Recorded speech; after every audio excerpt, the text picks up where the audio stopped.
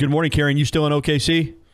Yes, I am. We're actually packing up, getting ready to come home to Alabama. All right. Looking forward to getting you back. I don't really know where to start, so let's just start with, before we kind of do an overview of this incredible season, let's start with the last two nights, which have been phenomenal. I think they have been captivating. There's been drama. There's been incredible playmaking. There's been sportsmanship, incredible coaching, strategy. Some of it worked, some of it did not. And even with the growing popularity of women's softball, I think we ushered in an entire new audience the last couple of nights. Following Twitter, I've seen pro athletes from other sports tweeting about it. Everybody's catching on to what an incredible sport this is, and to have it showcased in the Women's World Series final by two great teams, the best two teams in college softball over the last 5 years, to play one of the best finals we've ever seen. I mean, I know I'm saying a lot of it. I'm kind of stealing your thunder, but just pick it up from there. What an amazing couple of nights. It really was. And I think also the key is that you have two major athletic sports programs, Oklahoma, Florida, going after it. And so naturally that's going to draw some people just to start. And then these two teams, a lot of people were talking about the heart and the grit of these two teams, and they certainly both had that. But these two teams have amazing skill level. And I think that was the attraction of people really just staying hooked on it, being willing to stay up past midnight to the 17th inning to watch Shea Knighton's heroics, is that they are just fun to watch because they're so good at what they do. Absolutely. I mean, you're talking about, like I said, these two teams have combined to win the last 5 Women's College World Series.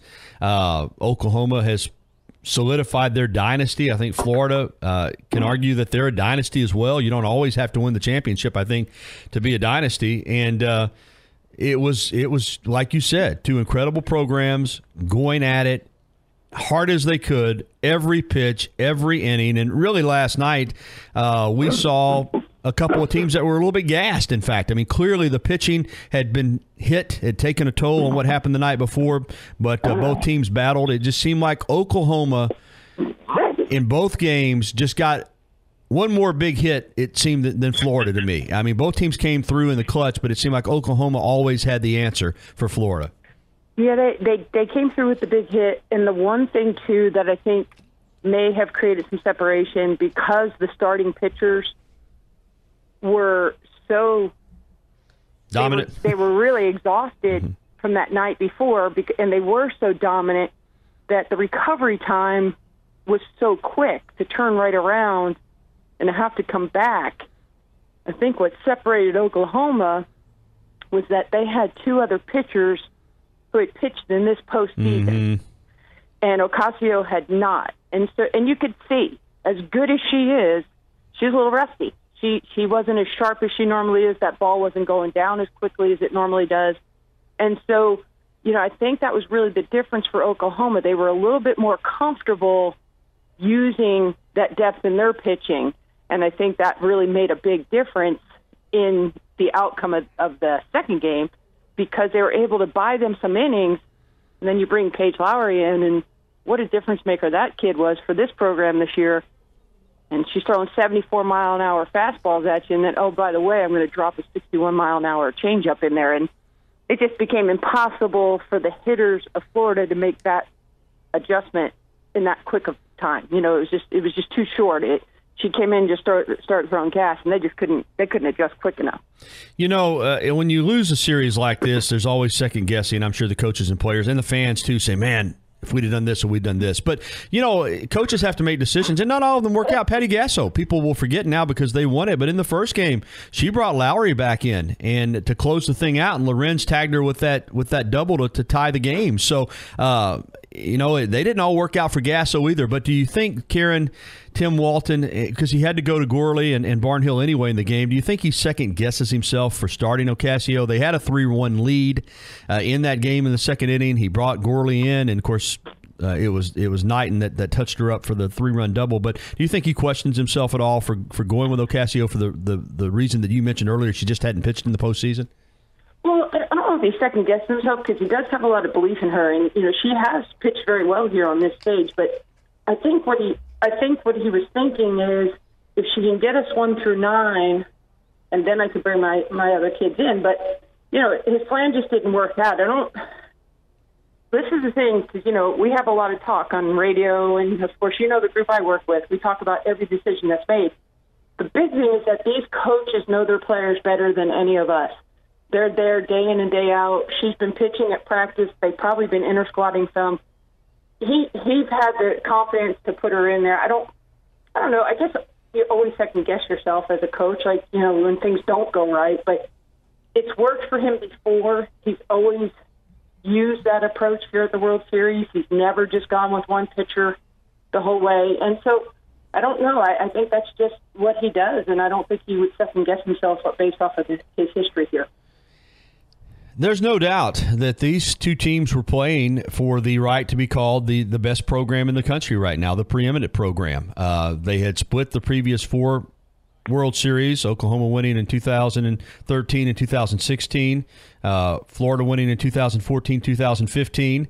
Last night was for the right to win 3 in the last 5 years, and Oklahoma comes out on top. And again, that's not to diminish what Florida has accomplished, but clearly right now the Sooners can make the claim, rightfully so, that they have the best softball program in the country. Yeah, the Sooners are definitely going to take that flag home with them. And you have 3 teams in Florida, Oklahoma, and Alabama. There's nobody in the country that has more wins as a program than those 3 teams. And so, there's a little bit of dominance going on there. But, there's parity, too. I mean, Oklahoma, they barely got out of regionals. They had to fight and claw just to get through the regionals. So it's a fine line. It's such a fine line between winning and losing, especially in this game, when the pitching starts to kick in and stuff. And so, it's right now they're on top, and I think the most insignificant thing about them is that they only lose the left fielder. Everybody else is coming back. So, they have a lot coming back. They have a lot of depth. They have very good pitching. So, yeah, there's no doubt they're the team to beat going into 2018. Karen Johns, our guest, joining us live from Oklahoma City this morning on the Bud Light Hotline, talking Women's College World Series and college softball in general. All right, everybody loves Oklahoma City, so this is not an indictment on the location at all. It's a great facility. They have really got that stadium in super condition. But I think you'll agree, you were there, it's a huge advantage for Oklahoma. If they can get to the Women's College World Series, it's like hosting a home tournament for them. There's no doubt. I don't care how good the Florida fan base is or the Alabama fan base or any other fan base around the country. You go there to play Oklahoma, it's a road trip for you. Yeah, and that is very true. But, that could be true in most cases. I mean, if Nebraska ever gets really strong in baseball, Omaha, you will not be able to see any color but red in Omaha. Or Creighton, you won't see anything but blue. So, I mean, I think that could happen very easily anywhere. And I think the fans enjoy it. The Oklahoma fans are great. The hospitality here is amazing. People love their softball here. And I think all the teams, although, yeah, it's tough to play Oklahoma's environment, but Alabama's beat them in this environment. Teams have won. Teams have beaten them. So I don't know. I think it's awesome, but I also see that I don't think the teams will want to trade going anywhere else in the world because this place is awesome. Of course, Tim Walton's an Oklahoma guy. Of course, now he's a Florida guy, but, he's an Oklahoma guy. And I know he has, great sportsmanship, but he's a competitor. It has to be killing him that they were the number 1 seed the last 2 years. And after winning back-to-back, didn't make it last year and then get beat in the final this year. It's just got to be eating at his core. Well, I think, for any coach, when you're this close, you're not going to get a million opportunities in your career to win national championships.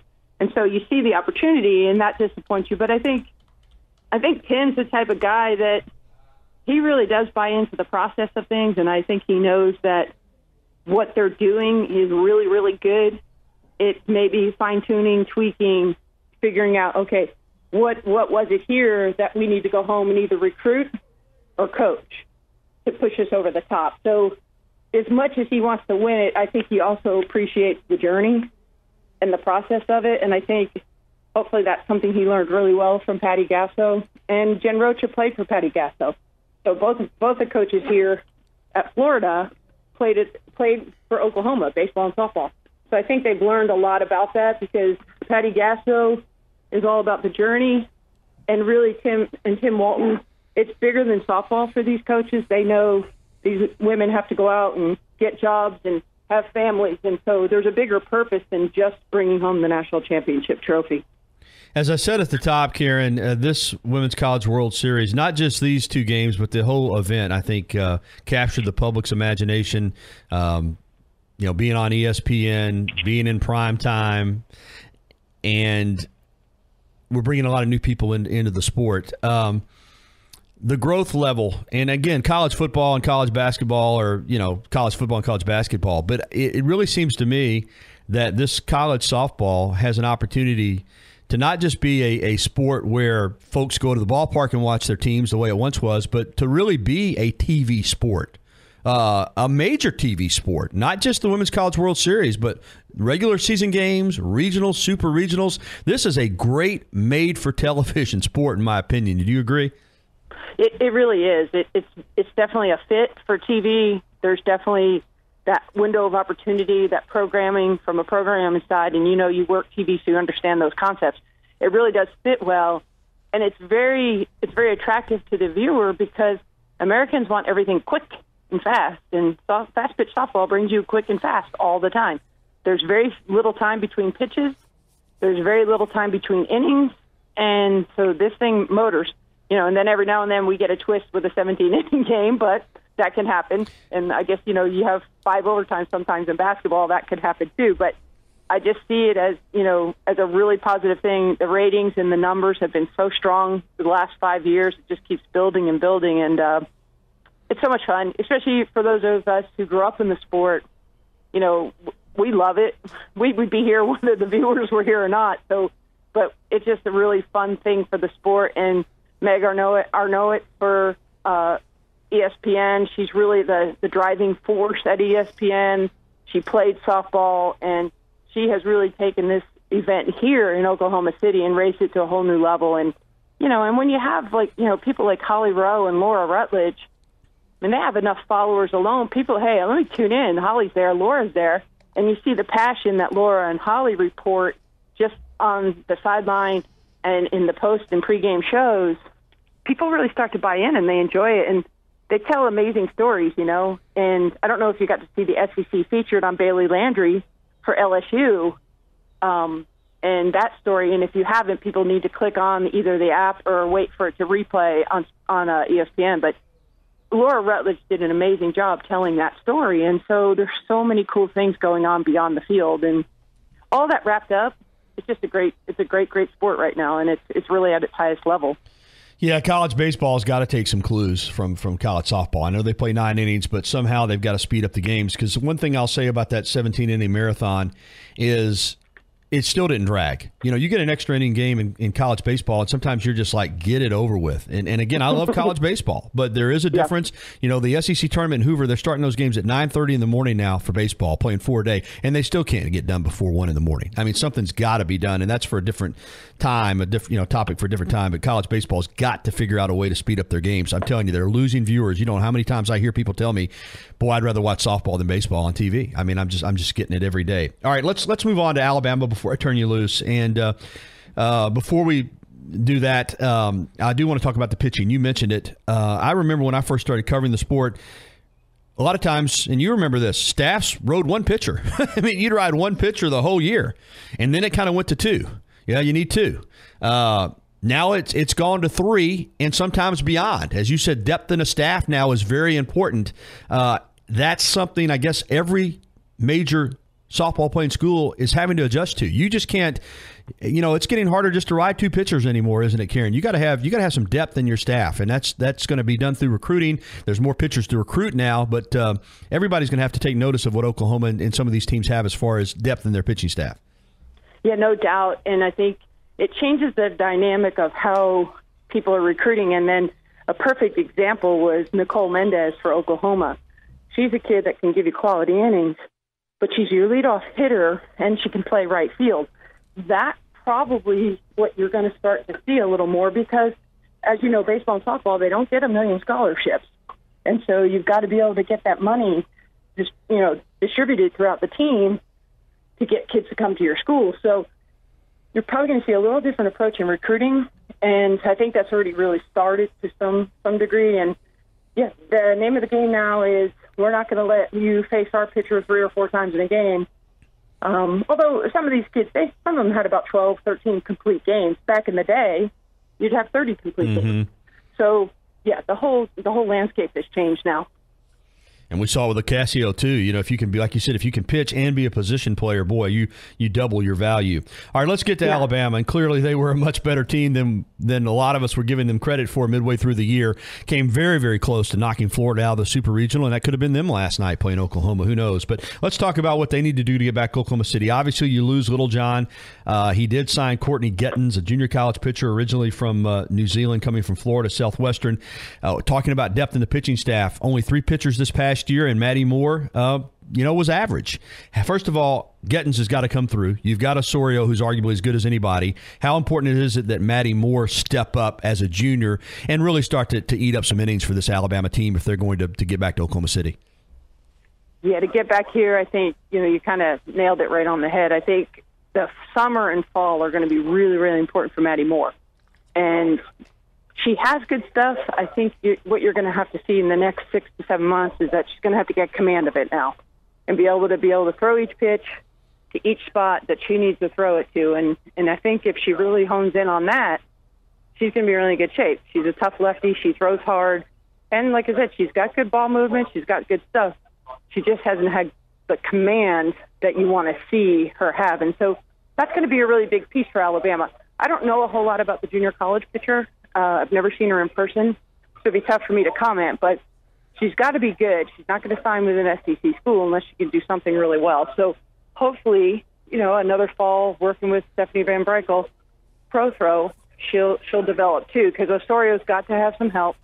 She obviously can't pitch every game, and she's as good as they come. You saw her. She can beat teams. And then the next step for Alabama is putting the pieces together on offense and finding those RBI producers, and that's going to be key for them because they really didn't have trouble getting on base this year. They just had trouble driving them home, and so that's going to be, I would assume, a focus in the fall for them is, getting those RBI people. Absolutely, and with having Demi Turner and Alyssa Brown, you're going to have some speed at the top, and you're right, you got to drive them in. I don't know much about Gettins either, Karen. I did pull her stats for this interview as a sophomore this past season at Florida Southwestern. Of course, again, this is junior college softball, but she went 31-0 with an 0.96 earned run average and 197.2 innings pitched with 198 strikeouts and just 33 walks. So amazing stats. Now, how that will carry over to this level, but and she's, interestingly enough, I did not know this. She'll be the first international player for Alabama softball. Yeah. He has not taken that pathway before, and so it'll be fun. I think it's great. I think it'll be a good story, and I think the folks in Tuscaloosa will get to know that New Zealand softball in men's and women's is really, really strong. They're really good, so it's going to be fun. All right, I know you got to get ready to get on an airplane, but much like college football, I think everybody will catch their breath a little while, but because of this incredible season, I think it always leaves you wanting more, and I think softball fans, after a few weeks of a break, will be saying, I can't wait for softball season again. I mean, it's just, this was a remarkable year, and next year in the Southeastern Conference in particular might be even better. I mean, the depth of this league is incredible. That's fine. All right, Karen. I think you're right, Gary. Thank you.